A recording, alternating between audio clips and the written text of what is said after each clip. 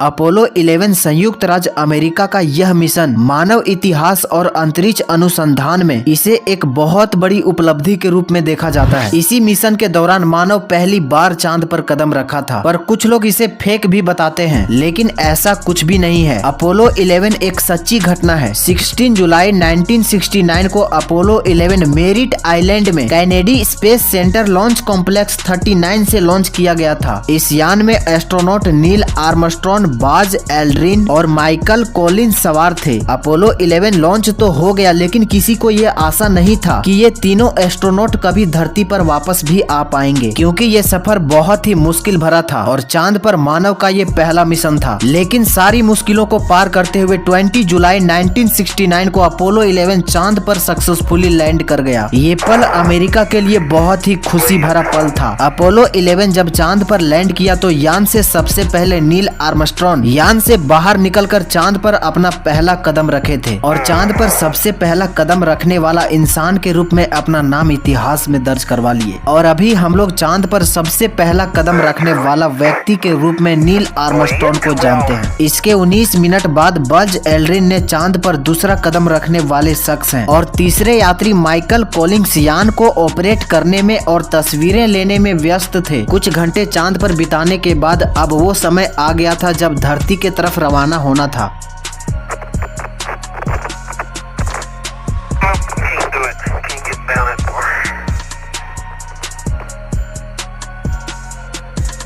और फाइनली 21 जुलाई 1969 को तीनों एस्ट्रोनॉट यान में सवार हो गए। अब सबसे कठिन काम था इस यान को लिफ्ट करना, क्योंकि अगर यान लिफ्ट नहीं होता तो तीनों एस्ट्रोनॉट धरती पर कभी नहीं आ पाते। लेकिन जब मिशन को चांद पर से लिफ्ट किया गया तो फाइनली स्मूथली लिफ्ट हो गया और सबकी जान में जान आई और फाइनली तीनों एस्ट्रोनॉट चांद से धरती के तरफ रवाना हुए। और जैसे ही अपोलो 11 धरती के एटमॉस्फेयर में दाखिल हुआ, तीनों एस्ट्रोनॉट के स्वागत के लिए पूरी तैयारी कर लिया गया था। पैराशूट खुलने के बाद कुछ मिनटों का समय लगा था लैंड करने में।